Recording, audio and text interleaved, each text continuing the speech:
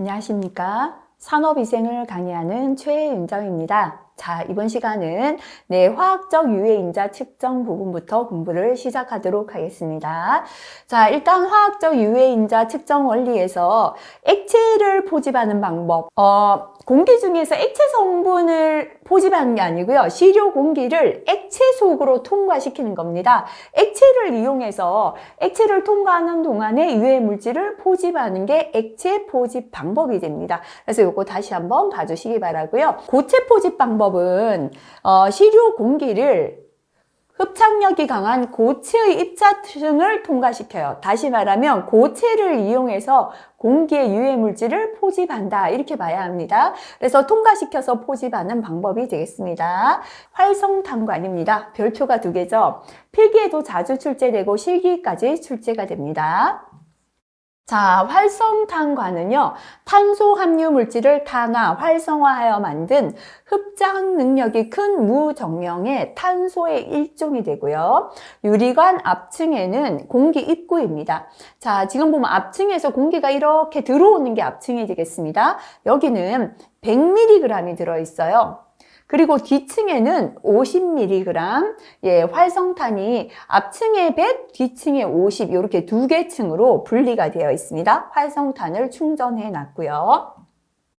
자, 요 사이로 이제 가스를 보내는 거예요. 그죠? 그래서 공기 중 가스상 물질을 가스상 물질에서 이 고체인 활성탄을 통과하면서 유해 물질을 포집하는 방법이 됩니다. 그래서 공기 중 가스상 물질의 고체 포집법으로 이용이 되고요. 자, 여기서 암기해법이 나왔는 건 활성탄관으로 포집이 가능한 물질이에요. 그래서 이게 밑에 가면 실리카겔관하고 비교해서 암기를 해야 돼서 제가 암기법으로 저는 좀 암기를 해봤습니다. 비극성인 알에, 극성이 아닌 비극성인 알이 하나 있어요. 계란 같은, 달걀 같은 알에다가 할로겐을 탄 지방을 방류했더니 그 알 속에 할로겐을 타서 지방을 흘려보냈더니 활성됐다, 이렇게 암기할게요. 비극성인 알에 할로겐 탄 지방 방류하니 활성됐다. 그죠? 자, 활성됐다 할 때 활성이 뭐냐면 활성탄관이 되겠습니다. 비극성 그랬죠? 활성탄관은 비극성 유기용제를 채취할 때 사용합니다. 알 할 때는 알코올이에요. 자, 그거 이외에 알코올류, 그 다음에 에 할 때는 에스테르입니다. 에스테르. 그 다음에 할로겐탄 할 때는 할로겐화 탄화수소. 그 다음에 지방이죠. 지방족 유기용제, 할로겐화 지방족 유기용제. 자, 그 다음에 방류하니 할 때 방류는 방향족 유기용제입니다. 그죠? 요런 거를 채취할 때 쓰는 게 활성탄관이다. 그죠? 그래서 암기법 다시 한번 볼게요. 비극성인 알에 할로겐탄 지방 방류하니 활성됐다. 이렇게 암기하시기 바라겠습니다. 자, 그런데 여기서 아주 큰 특징은 이겁니다. 이 활성탄관은 탈착 용매로 활성탄에 이제 유해 물질이 이렇게 포집되었잖아요. 그거를 탈착, 그죠? 떼내는 용매로 이황화탄소 CS2가 사용됩니다. 근데 이 이황화탄소는 탈착 효율은 좋은데요. 독성하고 인화성이 커요. 그래서 주의해야 합니다. 그죠? 자, 오염물질이 흡착 허용 수준 이상으로 포집이 되면 더 이상 흡착되지 않고 오염물질이 그대로 파과돼요. 요거를 파과 현상이라고 합니다. 농도를 과소평가할 우려 있다. 우리 가정에 청소기예요. 이렇게 먼지 청소기가 있다, 그죠?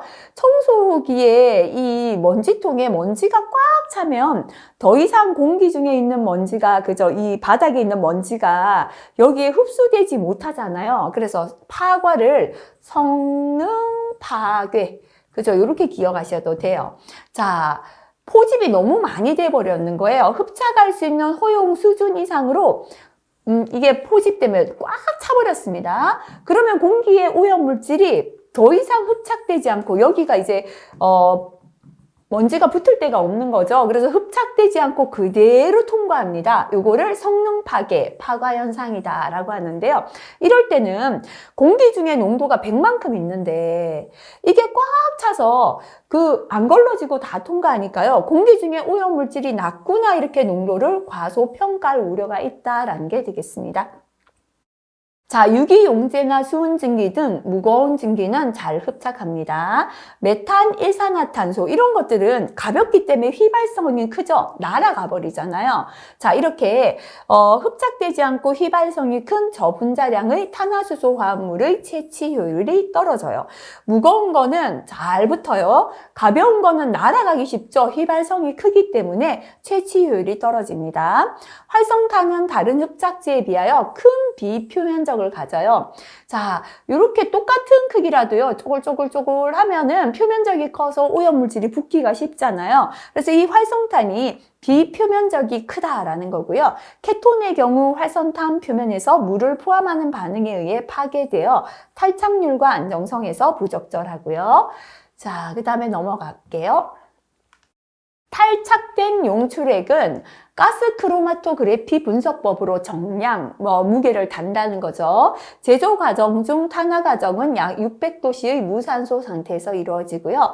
사업장의 작업 시에 발생되는 유기용제 포집에 가장 많이 사용되는 게 바로 뭐다? 예, 활성탄관이다. 이렇게 보시면 됩니다. 아까 암기했죠, 그죠? 비극성인 아래 예, 모탄, 예, 갑자기 제가 암기법이 혼돈해서 헷갈리네요. 비극성인 아래 할로겐탄, 그죠? 지방 방류안이 활성됐다. 이렇게 한번 정리해 주시기 바라고요. 자, 그 다음에 넘어가서 실리카겔관 한번 넘어갈게요. 자, 실리카겔관은 규산나트륨과 황산과의 반응에서 유도된 무정형의 물질이 되겠습니다. 극성을 띱니다. 아까 활성탄과는 비극성 유기용제를 채취했잖아요.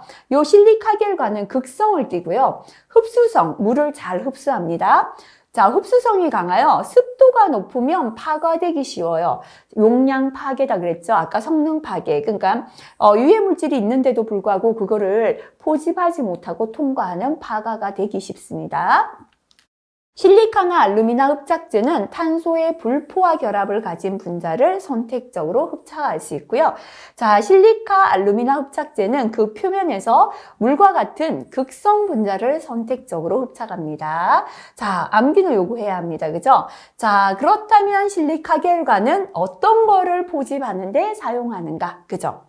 극성스러운 여기서 산아는 뭔가 하면요. 산해아이라고 기억하세요. 산아는 그죠? 산해아이는 극성 맞은 산해아이는 폐에서 때린다는 사투리인데요. 때려서 니트럭에 실릴까? 실을까? 니트럭에 태울까? 이 뜻이에요. 그래서 머릿속으로는 극성 맞고 장난이 심한 산해아이는 때려서 니트록에 실릴까? 그죠? 실리카가 뭐냐면 실리카겔관입니다. 극성이죠. 극성의 유기용제를 포집하고요. 산아는 산해아이는 할 때 산은 산입니다. 그죠? 아는 자, 아닐린 그 다음에 아미노에탄올, 아마이드류 이런 게 다 포함되겠습니다. 자, 그 다음에 아민이나 아닐린, 아마이드가 해당되고요. 폐소 할 때는 페놀이 되겠습니다.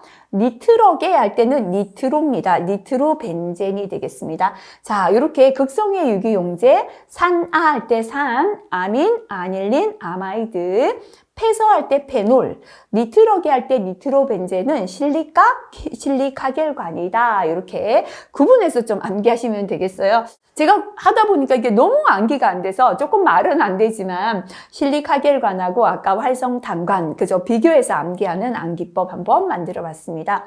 자, 그 다음에 또 실기까지 잘 출제가 되는 게 실리카겔관의 진화력인데요. 실리카겔관은 금방 극성의 유기용제를 포집할 때 쓰잖아요. 그래서 친화력이 좋다는 건 극성이 강하다 하고 똑같습니다. 그래서 극성이 강한 순서다라고 해도 되겠습니다. 자, 실물할 때 실리카겔입니다. 실리카겔하고 제일 친한 건 물이죠. 실물 하시고요. 그 다음에 알코올이고요. 알데하이드죠. 하드, 그죠? 하드. 그 다음에 케톤하고 에스테르 합쳐서 KS, 그죠? KS. 그 다음에 방향족 탄화수소, 방탄, 그죠? 올레핀유, 올핀.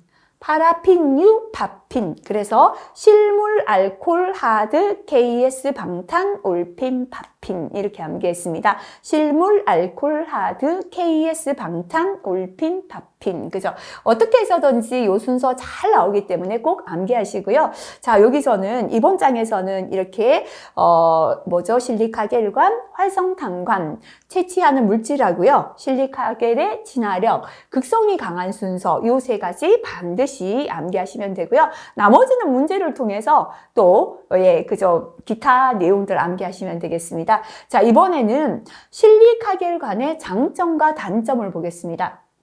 자, 첫 번째 실리카겔관은요, 극성스러운 그랬죠. 극성 물질을 채취하고요. 물, 에탄올 등 다양한 용매로 쉽게 탈착합니다. 앞에서 우리가 활성탄과는 탈착 용매로 뭐 썼죠? CS2, 이황화탄소 썼잖아요. 독성이 강하고 인화성이 강한 이황화탄소를 써야지 탈착할 수 있는데 이 실리카겔은 물이나 메탄올 같은 용매로 쉽게 포집한 물질을 탈착할 수 있다. 이 장점이 있습니다. 추출액이 화학 분석이나 기기 분석에 방해 물질로 작용하는 경우가 많지 않고요. 자, 그래서 이 추출할 때 사용하는 물이나 에탄올이 분석에 방해를 주는 경우가 별로 없다는 거고요. 활성탄으로 채취가 어려운 아닐린, 오르소톨루이딘 등의 아민유, 아닐린, 아민유, 무기 물질의 채취가 가능하고요. 유독한 이황화탄소를 탈착 용매로 쓰지 않는 게 가장 큰 장점이 됩니다. 이렇게 이황화탄소를 쓰지 않고 물과 에탄올로 쉽게 탈착할 수 있고 물과 에탄올로 탈착하다 보니까 이 추출하는 물질이 분석에 방해 물질로 작용하지 않는다. 이게 장점이다. 이렇게 보시면 됩니다. 단점은 극성인 물을 좋아하잖아요. 수분을 잘 흡수해요. 물하고 친수성이 있죠. 물하고 친해요. 그래서 습도가 증가하면 흡착 용량이 감소됩니다. 물이 들어와 버리니까 다른 거를 잘 흡착하지를 못한다. 이게 단점이 되겠습니다. 자, 그 다음에 나머지 다공성 중합체 이건 스스로 한번 봐주시면 되고요. 자, 그 다음에 파과 한번 보고 지나갈게요. 아까 성능 파괴 그렇게 말씀드렸잖아요. 공기 중에 오염물질이 시료 채취 매체에 포함되지 못하고 빠져나가 버리는 것을 뜻합니다. 자, 그래서 오염물질이 흡착관의 앞층에 포함된 다음 뒤층에 흡착되기 시작하여 흡착이 되지 않고 기류를 따라 빠져나가 버리는 걸 파과다라고 합니다. 자, 파과가 일어나면 이 오염물질인데도 흡착이 안 되는 거잖아요. 그래서 유해물질 농도는 실제 더 많은데 과소평가, 공기 중에 유해물질이 작다라고 과소평가할 수 있고요. 자, 시료채취 유량이다, 그죠? 시료채취 유량이 높고 또는 많고 코팅된 흡착제일수록 파과되기 쉽습니다. 시료를 너무 많이, 그죠? 공기 중에 유량이 너무 많으면 아무래도 꽉 차겠죠. 파과가 쉽다라는 뜻이고요. 고온일수록 흡착 대상 오염물질과 흡착제 사이 표면 또는 2종 이상의 흡착 대상 물질 간 반응 속도가 증가하여 흡착 성질이 감소해서 파가되기 쉬워요. 그래서 고온일수록 파가되기 쉽고 흘려보내는 공기의 유량이 많으면 아무래도 공기 중에 유해물질이 자꾸 부착이 되니까요. 파가가 되기 쉽고 코팅이 된 흡착제일수록 파가되기 쉽다. 요거 보시면 되고요. 자, 그 다음에 흡착제의 크기입니다. 입자 크기가 작을수록 채취 효율이 증가, 다시 말하면 잘 채취가 되어서 압력 강화가 심해지고요. 극성의 흡착제를 사용할수록 파가가 되기 쉬워요. 그래서 아까 극성인 우리 실리카겔관이 물을 좋아해서 이 파가되기가 쉽다라고 했고요. 습도가 높을수록 파가되기 쉽습니다. 오염물질의 농도인데요. 공기 중 오염물질의 농도가 높을수록 파가 공기량은 감소해요. 다시 말하면 오염물질 중에 공기 중에 오염물질이 꽉 찼죠. 조그만 공기가 지나가도 꽉 차버린다는 뜻입니다. 그래서 공기 중에 오염물질 농도가 높으면 파가까지 가는 공기량은 감소한다. 공기 중에 오염물질이 많으니까 통과하는 공기가 적어도 파가가 쉽게 된다는 뜻이 되겠습니다. 자, 이렇게 파과에 영향을 미치는 요인은 포집을 마친 후 분석까지의 시간, 그죠? 긴 시간 계속 포집하면 파가 되겠죠? 흘러가는 속도, 시료의 농도, 작업장 온도, 습도, 오염물질 종류에 따라 파과에 영향을 미치는 게 달라지겠습니다. 자, 포집 방법 요거는 스스로 한번 봐주시면 되겠습니다. 자, 요것도 보고요. 요거 한번 보고 지나갈게요. 4과목에서 또 공부를 하겠지만 ACGIH의 입자상 물질의 입자 크기별 분류 실기까지 잘 나옵니다. 첫 번째는요. 흡입성 분진이 되겠습니다. 호흡기 어느 부위에 침착하더라도 독성을 유발합니다. 제일 큰 거예요. 어디로 들어가든 간에 독성을 다 나타낸다. 그죠? 평균 입경은 100 마이크로미터가 되고요. 자, 입경의 범위는 0에서 100이 됩니다. 자, 그래서 흡입성은 처음에 이제 입으로 딱 들어오면 이게 흡입성이 되고요. 그 다음 밑으로 내려갈게요. 가슴까지 가면 흉곽성 분진이 됩니다. 기도의 끝이 하기도입니다. 끝부분에 가스 교환 부위가 있거든요. 그래서 기도나 하기도에 침착해서 독성을 나타내는 물질을 흉곽성이라고 합니다. 기도까지 내려갔다, 그죠? 평균 입경은 10 마이크로미터가 되겠습니다. 자, 그 다음에 호흡성 분진은 더 깊숙이 내려갑니다. 이제 하기도의 끝하고요. 가스 교환 부위인 폐포가 연결되는데 가스 교환 부위, 폐포에 침착해서 독성을 나타냅니다. 평균 입경은 4 마이크로미터가 되겠습니다. 자, 그래서 맨 처음에는 흡입성, 그죠? 호흡기 어느 부위에 침착해도 독성을 나타내고요. 평균 입경 100이었습니다. 조금 더 내려가면 흉곽성입니다. 그죠? 기도나 하기도에 침착해서 독성을 나타내고요. 평균 입경 10 마이크로미터였습니다. 더 내려가면 하기도 밑에 있는 가스 교환 부위, 폐포에 침착해서 독성을 나타내는 호흡성 분진이고요. 입경, 평균 입경은 4 마이크로미터다. 이렇게 세 가지 기억하시기 바랍니다. 자, 그 다음에 이제 입자상 물질의 크기 결정하는 방법에서 두 가지 직경이 있죠, 그죠? 가상 직경이 있고요. 입자상 물질입니다, 그죠? 먼지와 같은 입자를 이루는 물질의 크기를 결정하는 건데요. 가상 직경이 있고 기하학적 직경 또는 물리적 직경이 있습니다. 자, 요것도 뒤에 가면 다시 공부를 할 건데요. 첫 번째 가상 직경의 종류에는 공기역학적 직경, 질량 중위 직경 두 가지가 있습니다. 자, 별표 3개, 그죠? 반드시 알아야 되는 거죠. 공기역학적 직경은 대상 입자와 침강 속도가 같고 밀도가 1이며 부형인 먼지 직경으로 환산한 직경입니다. 자, 그러니까 지금 이제 입자상 물질인데요. 그 입자상 물질의 직경을 대상 입자하고 침강, 가라앉는 속도가 같고 밀도가 1이며 공 모양의 구형인 먼지 직경으로 환산한 직경을 공기 역학적 직경이라고 합니다. 이거 암기하시면 되고요. 입자의 역학적 특성, 침강 속도, 종단 속도에 의해 측정되는 먼지 크기고요. 직경 분립 충돌기를 이용하여 입자의 크기와 형태를 분리합니다. 이거 뭐 참고로 아시면 되고요. 자, 첫 번째 거 중요합니다.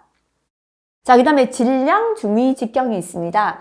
입자 크기별로 농도를 측정합니다. 그죠? 크기에 따른 농도를 측정해서 50% 누적 분포에 해당하는 입자 크기를 질량 중위, 중위라는 건 중간값에 있는 직경이다라는 뜻입니다. 크기별로 농도를 측정하고요. 농도의 50% 누적 분포에 해당하는 입자 크기를 질량 중위 직경이다라고 합니다. 입자 밀도 크기 형태에 따라 측정기기의 단계별로 질량을 측정한 것이고요. 직경 분립 충돌기를 이용하여 측정합니다. 자, 그래서 요거는 이제 첫 번째 줄 요것도 암기하시면 되는데요. 이렇게 한번 외워볼게요. 가상 그랬죠, 그죠? 요 두 가지는 가상 직경입니다. 가상 직경에는 역학적 직경하고 질량 중위 직경이 있다, 그죠? 그래서 가상 공기는 공기 역학적 직경은 밀도가 얼마였다? 밀도가 1이며 구형입니다. 가상 공기는 밀도 1 구형이며 질량 중위는 질량이 몇 프로다? 50%다. 그죠? 그래서 질량 중위 직경은 입자 크기별로 농도를 측정해서 50% 누적 분포에 해당하는 입자 크기였다. 그죠? 그래서 가상 공기는 밀도 1 구형이고 질량 중위는 50%다. 이렇게 암기하겠습니다. 자, 그 다음에 기하학적, 물리학적 직경이 되겠습니다. 마틴 직경이다. 그죠? 마틴 직경은 입자의 면적을 2등분하는 선의 길이로 나타냅니다. 그래서 이마, 우리 머리에 이마 있죠, 그죠? 이마, 이렇게 기억할게요. 마틴 직경은 면적을 2등분하는 선의 길이로 나타냅니다. 선의 방향은 항상 일정해야 하고요. 과소평가될 우려가 있는 직경이 되겠습니다. 자, 그 다음에 페렛 직경이 있습니다. 입자의 가장자리를 2등분한 직경이에요. 그래서 먼지의 한쪽 끝 가장자리에서 다른 쪽 끝 가장자리까지의 거리로 나타냅니다. 자, 그래서 요거는 가장자리로 나타내죠. 폐가 이렇게 기억할게요. 자, 요거는 반대로 끝에서 끝까지 재기 때문에 과대평가될 수 있고요. 등면적 직경은 입자의 면적과 동일한 면적을 가진 원, 이게 등면적이죠. 똑같은 원의 직경으로 환산한 겁니다. 요거는 가장 정확합니다. 그래서 똑같은 원의 직경으로 환산한 건 가장 정확한 등면적 직경입니다. 입자의 이쪽 가장자리에서 다른 쪽 끝 가장자리까지 재는 게 폐가 할 때 폐 직경인데요. 끝에서 끝까지 재다 보니까 요거는 과대평가될 우려가 있어요. 자, 입자의 면적을 2등분했어요. 이렇게 입자가 이렇게 생겼죠. 이거 면적을 이렇게 2등분하는 선의 길이로 나타내거든요. 이마, 그죠? 근데 요거는 이렇게 하다 보니까 과소평가될 우려가 있다. 이렇게 세 가지. 마틴, 페렛 등면적 직경은 기하학적, 물리적 직경에 해당한다. 이렇게 기억해 주시기 바랍니다. 그래서 암기할 때요. 기하학적 이마가 기하학적으로 생겼다. 이렇게 기억하시고요. 폐가, 그죠? 페렛 직경은 가장자리에서 가장자리고요. 등면적 동원, 그랬죠? 등면적 직경은 동일한 원을 가진, 동일한 면적을 가진 원의 직경으로 환산했다. 그죠? 기하학적 이마, 폐가, 등면적 동원, 이렇게 암기하시기 바라겠습니다. 자, 여과 포집 원리 채취 기전, 이것도 역시나 뒷과목에서 또다시 공부하게 되는데요. 자, 여과 포집이라는 건 걸러낸다라는 뜻이잖아요. 여과지의 공급보다 작은 입자가 여과지에 채취되는 기전은 여과 이론으로 설명한다. 공급보다 작으니까 여과, 그죠? 틈을 통해서 빠져버리는 거죠. 이렇게 설명할 수 있다고요. 자, 여과 포집 원리 채취 기전 5가지가 실기까지 나옵니다. 첫 번째는 직접 차단 또는 간섭이 되고요. 두 번째 관성 충돌, 확산, 중력 침강, 정전기 침강. 그 다음 체질은 이렇게 채로 걸러내는 거예요. 그죠? 이렇게 6가지가 여과 포집의 원리 또는 채취 기전이 되겠습니다. 각각의 설명은 지금 한번 읽어보고 넘어가시고요. 뒷과목에 나올 때 조금 더 상세하게 공부하겠습니다. 자, 확인도 한번 보고 지나가 주시면 좋겠습니다. 자, 요거 한번 구분하고 지나갈게요.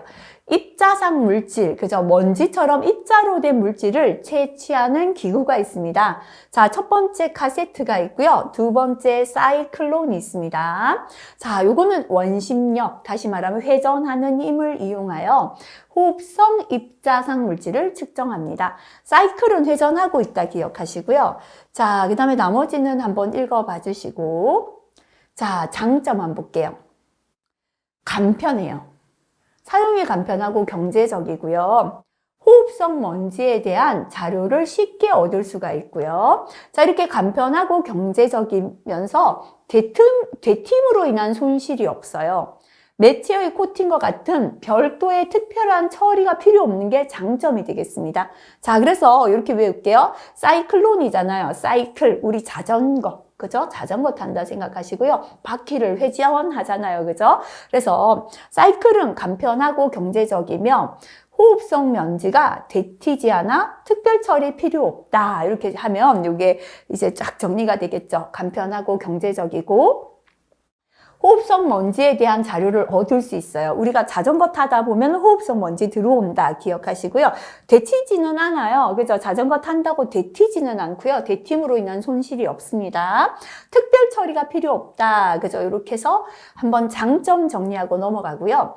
자, 사이클론은 회전하는 원심력을 이용해서 입자상 물질을 분리했는데요. 이번에는 입경, 분립, 충돌기, 충돌하는 원리입니다. 그죠? 자, 요거를 캐스케이드 임팩터라고 합니다. 공기 중에 부유하고 있는 분진을 충돌의 원리에 의해 쾅 부딪히면서 이제 튕겨나가겠죠. 그죠? 입자 크기별로 분리합니다. 작은 입자랑 큰 입자를 충돌시키면 튕겨나가는 게 작은 입자 튕겨나가고 이렇게 해서 크기별로 분류하는 거예요. 흡입성, 흉곽성, 호흡성 물질의 크기별로 측정하는 기구로 입자가 관성력에 의해서 시료 채취 표면에 충돌하여 채취하는 방법이 되겠습니다. 자, 그래서 입경 분립 충돌기 해도 되고요. 직경 분립 충돌기 동일한 건데요. 장점을 볼게요. 호흡기에 부분별로 침착된 입자 크기 자료를 추정할 수 있어요. 큰 거와 작은 거를 충돌시켜서 분리할 수 있다. 이렇게 기억하시고요. 흡입성, 흉곽성, 호흡성 입자의 크기별 분포와 농도를 계산할 수 있고요. 입자의 질량 크기 분포를 얻을 수 있는 게 충돌기다. 이렇게 기억하시면 됩니다. 단점은 시료 채취가 까다로워요. 어떤 거하고 어떤 걸 충돌시켜야 이게 분리되겠다. 까다롭게 골라야 됩니다. 경험이 있는 전문가가 철저한 준비를 통해서 측정해야 합니다. 자, 이렇게 시료 채취가 까다롭다 보니까 준비하는 시간이 길고 비용이 많이 들어요. 그리고 충돌시키니까 대팀이 있겠죠. 대팀으로 인한 시료의 손실이 있고요. 공기가 옆에서 유입되지 않도록 각 충돌기에 철저한 조립과 장착이 필요하게 되겠습니다. 자, 그래서 요거 외워볼게요. 충돌기죠. 직경 분립 충돌기. 충돌기는 충돌시켜서 농도와 질량, 크기별로 분류한다. 그죠? 자, 요거는 까다롭다 그랬죠? 전문가가 시간과 돈 들여 까다롭게 채취해도 대팀이 생긴다. 충돌시키니까 대팀이 생겨요. 그죠? 그래서 이렇게 해서 아까 우리 사이클론하고요. 직경 분립 충돌기 장점과 단점을 조금 암기법 통해서 정리하고 넘어가시면 좋겠습니다. 자, 그 다음에 나머지 한번 봐주시면 되겠네요. 이런 거 필기용이라서 한번 봐주시고요. 자, 여기에서 막 여과지의 종류 한번 볼게요. 이제 막을 통해서 이제 입자상 물질을 걸러내는 여과지죠. 그죠? 자, MC 막 여과지가 있습니다. 자, 요거는 특징이 산에 쉽게 용해, 산에 녹는다는 거죠. 되므로 입자상 물질 중에 금속을 채취해서 원자욱강 광도법으로 분석하는 데 적합한 방법이 되겠습니다. 유해 물질이 여과지 표면에 주로 침착되어 성면 등의 현미경 분석을 위한 시료 채취에 유리한 방법이 되고요. MC 여과지의 원료인 셀룰로스는 수분을 흡수해요. 특성을 가지고 있습니다. 자, 이렇게 수분을 흡수하면 흡습성이 높으면 오차를 유발하고요. 그래서 중량 분석에는 적합하지 못해요. 중량이 얼마다 양을 정확하게 재는 데는 적합하지 못하다라는 거죠. 그죠? 중금속이나 성면, 살충제, 산알칼리 미스트, 불소화합물, 기타 무기물질 채취에 이용이 됩니다. 자, 그래서 요거 한번 정리할게요. 지금 MC 막 여과지죠. 그죠? MC. 그죠? 우리 그 TV에서 MC 본다 할 때 사회자 MC 중석. 그죠? 중석은 MC 이름입니다. MC 중석은 그죠? 그래서 MC 막 여과지는 중 할 때 중금속, 석 할 때 석면입니다. 그죠? 산에 약해요. 그래서 아까 산에 쉽게 녹는다 그랬고요. 산에 약하고 수분 흡수하여 물을 흡수합니다. 중량 분석 못한다. 그죠? 이렇게 외울게요. MC 중석은 산에 약하고 수분 흡수해서 중량 분석 못한다. 요까지 외우시면 시험에 잘 나오는 거 거의 다 해결되겠습니다. 자, 그 다음에 PVC 막 요가지 특징 한번 볼게요. 자, 요거는 수분의 영향이 크지 않고요. 가벼워요. 그래서 공해성의 먼지, 총먼지, 이렇게 먼지의 중량 분석을 위한 측정에 이용됩니다. 아까 MC 중석은 할 때 이 MC 막 여과지는 수분을 흡수해서 중량 분석을 못했죠. 근데 PVC 막 여과지는 수분의 영향이 크지 않고 가벼워서 먼지를 채취해서 중량 분석을 위해 사용할 수 있다는 거죠. 흡수성이 낮아 분진의 중량 분석에 사용된다는 거고요. 자, 요거는 유리규산을 채취하여 X선 회절법으로 분석하는데 적절합니다. 그거 이외에 육각 크롬, 산화 아연 채취에도 이용됩니다. 채취 시에 입자를 반발하여 채취 효율을 떨어뜨리는 단점이 있어서 채취 전에 필터를 세정 용액으로 세정하여 오차를 줄이는 게 좋습니다. 자, 요건 한번 외워볼게요. TVC잖아요. PVC인데요. 요걸 TB라고 할게요. TB, PVC 막 여과지입니다. TB에서 사내 아이라 산아, 그죠? 6명, 사내 아이 6명을 먼저 유기했다고 나왔다. 이렇게 기억할게요.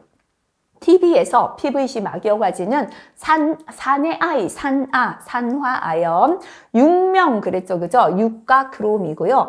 먼저, 그죠? 먼지입니다. 아까 공해성 먼지, 총먼지 같은 먼지를 채취하고요. 유괴는 유리규산이 되겠습니다. 자, 그래서 PVC 막여과지는 산화아연, 육각 크롬, 먼지, 공해성 먼지, 총먼지, 유리규산을 분석하는데 적절하다. 그죠? TB에 산의 아이, 산아, 6명, 먼저, 유괴라고 나왔다. 이렇게 암기하시면 되겠습니다. 자, 그 다음에 이제 PTFE 막 여과지인데요. 요거는 열이나 화학물질, 압력 등의 강한 특성을 가지고 있습니다. 열에도 강하고 화학물질, 압력에 강합니다. 압력에 강해서 석탄, 권류, 증류 등의 고열 공정에서 발생되는 다핵 방향종 탄화수소를 채취하는 데 이용할 수 있습니다. 자, 그거 이외에도 농약, 알칼리성 먼지, 콜타르피치 등을 채취해서 1, 2, 3 마이크로미터의 구멍 크기를 가지고 있습니다. 자, 몇 개가 나오니까요. 뭐를 이용해서 채취하는지 암기 힘들죠. 그래서 지금 말도 안 되는 제가 암기법을 만들어서 조금 구분하려고 하는 겁니다. 자, 요거는 PTFE 막 여가지 힘든데요. PTF, 다방 이름이 PTF입니다. PTF, 다방을 알면 농약, 탄, 코피를 주문해라. PTF 다방을 알고 있으면 농약을 탔는 커피 주문해라 이 뜻입니다. 그죠? PTF는 PTFE 막 여가지입니다. 다방이죠. 다핵 방향족 탄화수소입니다. 알면 그랬죠. 알칼리성 먼지입니다. 자, 그 다음에 농약이고요. 코피는 콜타르피치가 되겠습니다. 그래서 PTF 다방을 알면 농약탄 코피를 주문해라. 이렇게 해서 PTF 막 여과지로 채취할 수 있는 거 종류 기억하시면 좋겠습니다. 자, 그 다음에 은막 여과지가 되겠습니다. 은막 여과지는 금속 은을 소결하여 만든 것입니다. 열적, 화학적으로 안정성이 있고요. 코크스 제조 공정에서 발생되는 코크스 오븐 배출 물질 또는 다핵 방향족 탄화수소를 채취하는 데 사용되고요. 결합제나 섬유가 포함되어 있지 않습니다.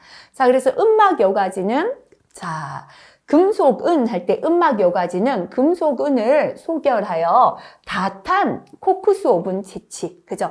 금속은을 소결시켜서 다 탔는 코크스 오븐을 채취한다. 그죠? 그래서 금속은, 은막 여과지는 금속은을 소결하여 만듭니다. 다탄 할 때 다핵 방향족 탄화수소고요.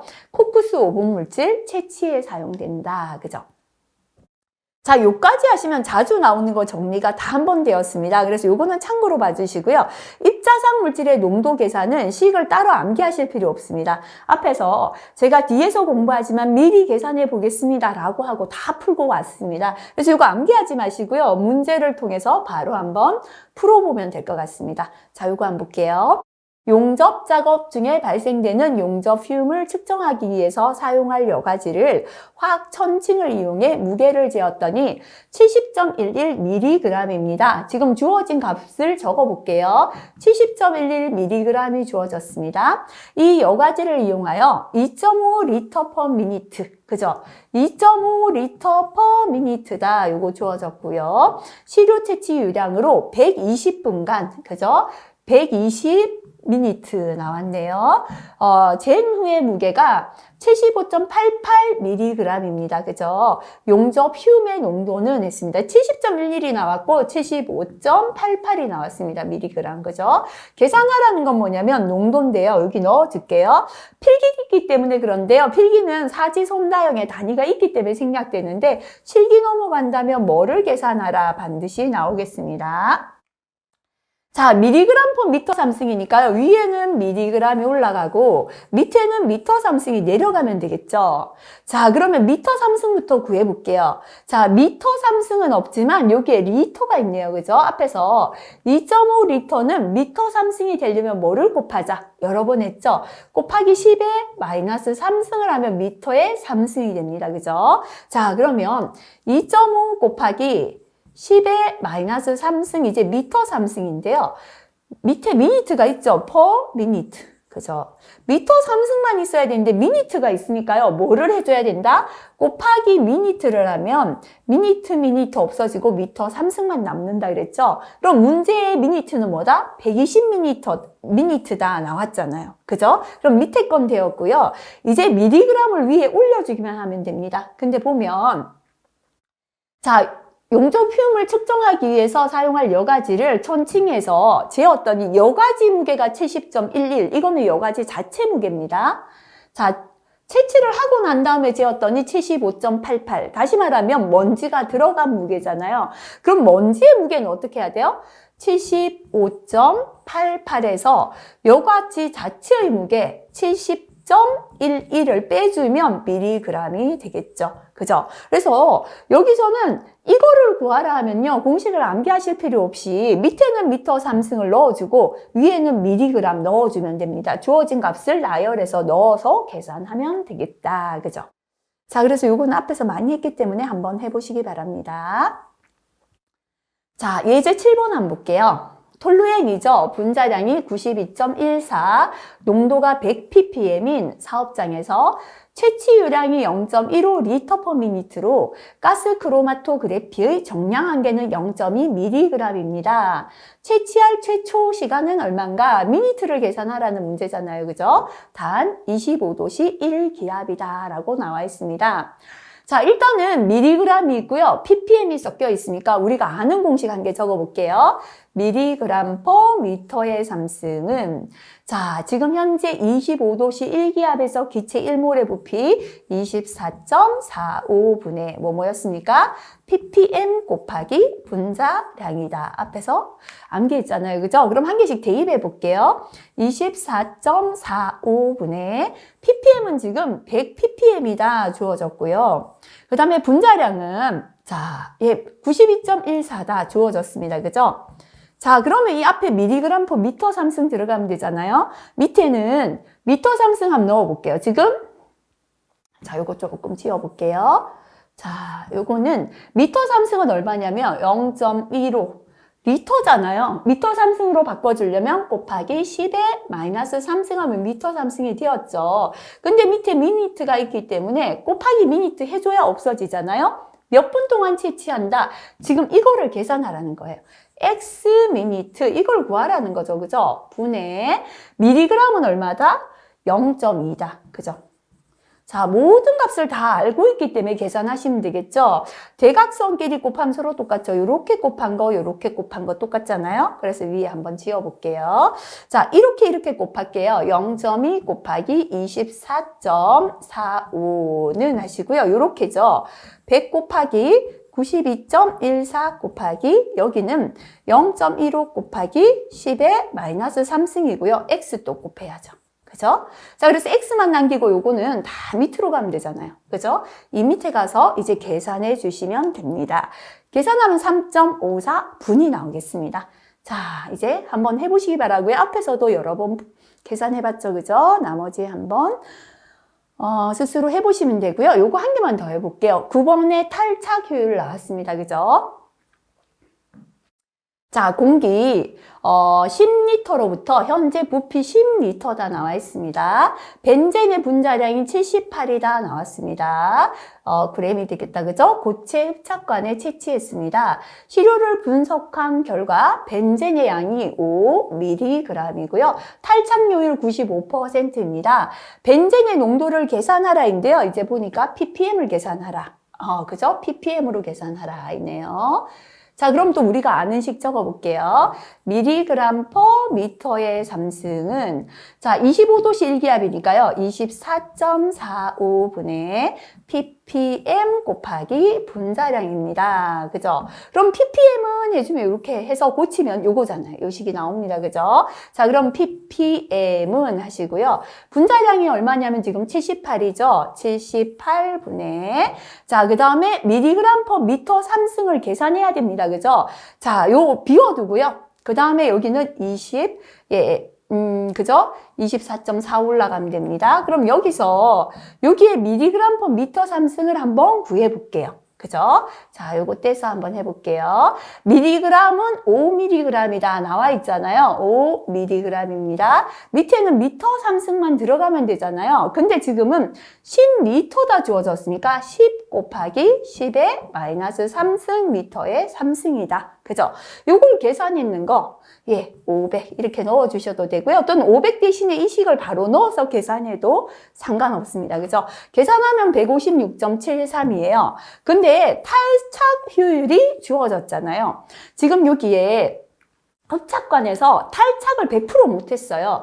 95%니까요. 0.95잖아요. 0.95 떼낸 게 156.73이에요. 실제는 100% 떼야 되잖아요. 100%는 1이잖아요.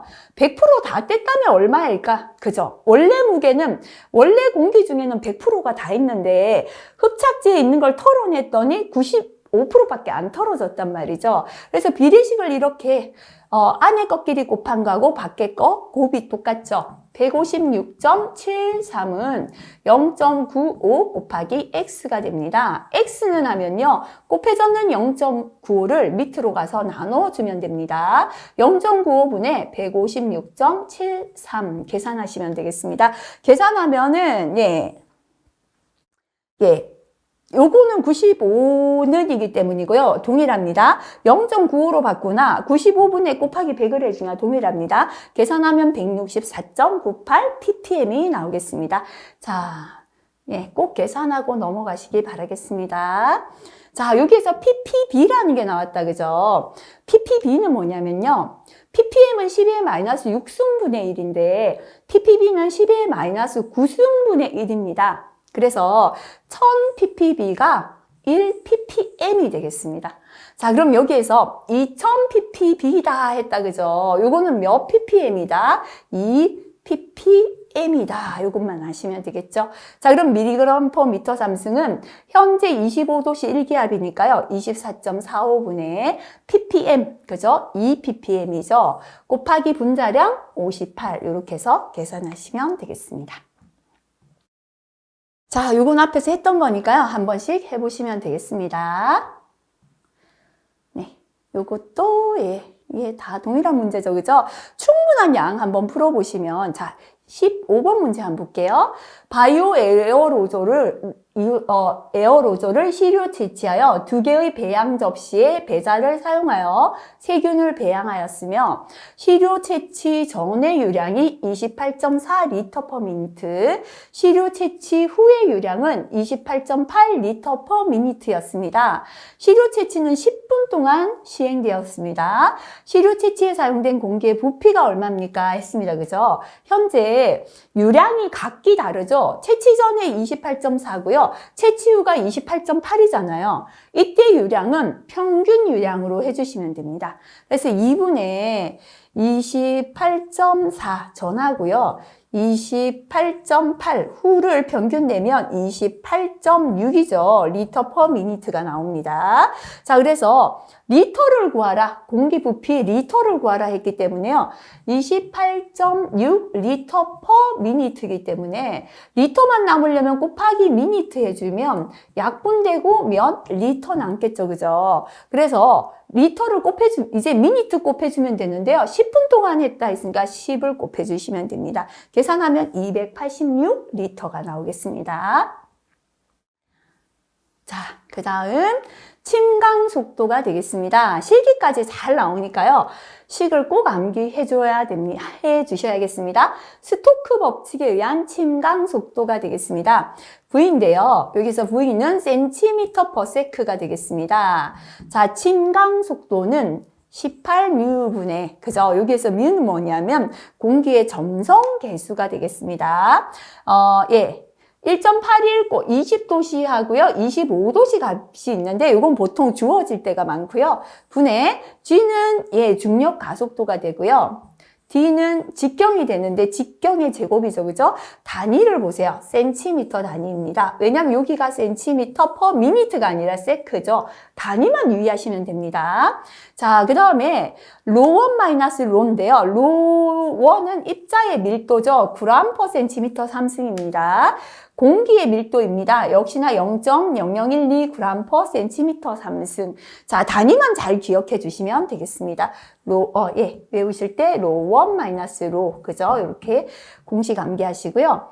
자, 스토크에 의한 침강 속도고, 이번에 리프만에 의한 침강 속도 공식이 되겠습니다. V. 역시나 센티미터 퍼 세크, 단위 기억하시고요. 0.003 로 D의 제곱이 되겠습니다. 로는 입자의 밀도 또는 비중인데요. 그램 퍼 센티미터 삼승이 되고요. 직경의 단위는 마이크로미터가 됩니다. 요거 주의하셔야 됩니다. 센티미터죠. 여기는 마이크로미터가 들어가야 됩니다. 자, 16번 볼게요. 입경이 14 마이크로미터다. 맞네요. 그죠? 밀도가 1.5 그램 퍼 센티미터의 삼승인 입자의 침강 속도는 했습니다. 리프만에 의한 침강 속도, 그죠? V는 0.003 로 D의 제곱이다. 그죠? 0.003 곱하기, 로죠. 1.5 그램 퍼 센티미터의 삼승이고요. 그 다음에 직경 단위 주의하라 그랬죠? 마이크로미터 단위 그대로 대입해야죠. 14의 제곱 계산하시면 되겠습니다. 자, 나머지 한번, 다른 문제 풀어봐 주시면 되겠죠? 입자상 물질의 측정 방법 앞에서 나왔지만요. 다시 한번 체크할까요? 빨리 보고 지나갈게요. 성면의 농도는 어떻게 채취한다? 여각 채취 방법으로 측정하되 어떻게 한다? 몇 개 다 센다 그랬죠? 개수 방법 또는 이와 동등 이상의 분석 방법으로 분석합니다. 광물성 분징도 여가 채취 방법으로 측정합니다. 용접 휴문은요. 여가 채취 방법으로 측정하되 용접 보완면을 착용했을 때는 어디에서 잰다 그랬죠? 내부에서 시료를 채취하고요. 중량 분석 방법과 원자 훅광 광도계 또는 유도 결합 플라즈마를 이용한 방법으로 분석합니다. 자, 그 다음에 성면이나 광물성 분진, 용접 휴음을 제외한 입자상 물질은 여가 채취 방법으로 분석하고 중량 분석 방법이나 유해 물질 종류에 따른 적합한 방법으로 분석하고요. 호흡성 분진은 호흡성 분진용 분립장치, 호흡성 분진을 채취할 수 있는 기기를 이용해서 여가 채취 방법으로 측정합니다. 흡입성 분진은 흡입성 분진용 분립장치나 똑같죠? 흡입성 분진을 채취할 수 있는 있는 방법을 이용해서 여가 채취 방법으로 측정합니다. 특히나 위에서 이제 성면하고 용접 휴음을 재는 방법, 요게 시험에는 잘 나오겠습니다. 자, 요거는 앞에서 다 했던 부분 뒤에 가면 또 나오니까요. 스스로 한번 봐주시기 바라겠습니다. 자, 그 다음에 가스와 증기상 물질의 측정으로 넘어가겠습니다. 자, 이제 연속 시료 채취는 가스나 증기상 물질을 계속해서 연속적으로 채취하는 거고요. 자, 그 다음에 이제 요건 스스로 한 번씩 파란색 있는 거는 필기용이니까요. 순간시로 채취는 순간적으로 채취하는 거죠. 요거는 한번 보고 지나가 주시면 좋겠습니다. 자, 그 다음에 창고에 있는 직독식 채취기 요것도 한번 봐주시고요. 요것만 보고 지나갈게요. 총 집진율이에요. 먼지를 집진하는 총 비율이죠. 그죠? 자, 총 집진율은 첫 번째 집진장치의 집진율, 1차 집진장치 집진율. 이게 왜냐하면 집진장치 두 개가 직렬로 설치되었을 경우입니다. 플러스 두 번째 장치의 집진율 곱하기 하시고요. 1-100분의 첫 번째 장치의 집진율 해주시면 됩니다. 공식이니까 그대로 암기하셔야죠. 그죠? 자, 네. 또는 뭐 이게 여러 개가 설치되어 있을 때는요. 전체 집진율은 그죠? 1 집진장치의 효율에 이게 몇 개가 되었는지 n개 이렇게 해주시면 되겠습니다. 자, 요거는 요식에 대입만 하면 나오는 거니까요. 풀어봐 주시면 되겠습니다. 앞에서 우리가 검지관 측정했었죠. 그죠? 검지관은 뒤에 보시면요. 이렇게 간단하게 측정하는 거예요. 공기 중에 오염물질을. 그래서 분석이 정확하지 못하겠죠. 그죠? 그런데 어떨 때 저렇게 검지관을 이용해서 측정을 하는가? 그죠? 첫 번째는 예비조사 목적일 때라고 했고요. 두 번째는 검지관 방식 외에 다른 측정 방법이 없을 때다라고 했고요. 세 번째는 발생하는 가스상 물질이 한 가지 단일 물질일 때 이렇게 세 가지다라고 말씀드렸습니다. 자, 그래서 요거는 한번, 검지관의 장점 같이 한번 보고 지나갈까요? 자, 이렇게 간단하게 측정하다 보니까요, 사용이 간편하죠. 반응 시간이 빠르기 때문에 검지관의 색깔 변화를 보고, 어떤 물질이구나, 양이 어떻구나 알 수 있으니까요. 빠른 시간에 결과를 알 수가 있는 장점이 있어요. 숙련된 산업위생 전문가가 아니더라도 어느 정도 검지관만 숙지할 수 있다면 사용할 수가 있습니다. 자, 특별히 맨홀이나 밀폐 공간에서 산소가 부족하다거나 폭발성 가스로 인하여 안전이 문제가 되어서 다른 방법을 쓸 수 없을 때도 편하게 사용할 수 있는 장점이 있어요. 하지만 단점은 민감도가 낮아요. 비교적 고농도에만 적용이 가능해요. 가스의 농도가 낮을 때는 잘 검지하지 못하고요. 민감도가 낮다. 그죠? 조금 오차 범위가 크다. 이렇게 봐야겠습니다. 특이도가 낮다. 그죠? 다른 방해 물질의 영향을 받기 쉬워서 오차가 큽니다. 민감도, 특이도가 낮다. 오차가 크다. 이렇게 정리하시고요. 계속 할 수 없겠죠. 그죠? 단시간 측정만 가능합니다. 그리고 측정 대상 물질에 동정이 되어 있어야 측정이 가능합니다. 미리 여기에 어떠한 물질이 생길 것 같다라는 동정이 필요하고요. 세기 시간에 따라 변화되므로 제조자가 정한 시간에 읽어야 돼요. 처음에는 이 색이다가 다음 색 이렇게 변화되기 때문에 제조자가 몇 분 이내 읽으세요 하는 시간에 읽어야 합니다. 한 검지관으로는 단일 물질밖에 측정할 수가 없습니다. 여러 가지 물질을 측정하지 못하고요. 색 변화가 선명하지 않아서 주관적으로 읽을 수가 있어서 판독자에 따라 값의 변화가 심하다라는 단점이 있겠습니다. 자, 그 다음에 이거는 앞에서 했던 거니까요. 다시 한번 체크 한번 해주시면 되고요. 금방 봤던 내용 되겠습니다. 자, 요거 앞에서 봤지만 한 번 더 볼까요? 자, 검지관 방식의 측정 결과가 노출 기준을 초과한 것으로 나타난 경우에는 즉시 재측정, 검지관으로 측정해서 노출 기준을 초과했다라고 나오면 즉시 재측정해야 되고요. 해당 사업장에 대해서는 측정치가 노출 기준 이하로 나타날 때까지는 검지관으로 측정할 수 없어요. 검지관은 오차 범위가 크기 때문에 한 번 측정해서 검지관으로 노출 기준이 넘었다고 나왔잖아요. 다음에 측정할 땐 다른 방법 써야 됩니다. 검지관 방식으로 측정하는 경우에는 해당 작업 근로자의 호흡기나 가스상 물질 발생원에 근접한 위치 또는 근로자 작업 행동 범위의 주 작업 위치에서 근로자 호흡기 높이에서 측정해야 합니다. 그죠?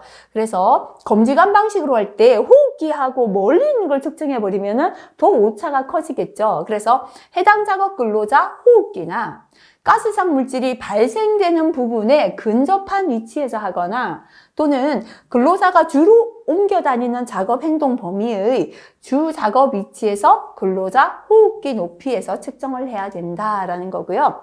검지관 방식으로 측정할 때는 1일 작업 시간 동안 1시간 간격으로 6회 이상 측정합니다. 자, 측정 시간마다 몇 회 이상 측정하라 그랬죠? 2회 이상 반복해서 측정해서 평균 값을 산출합니다.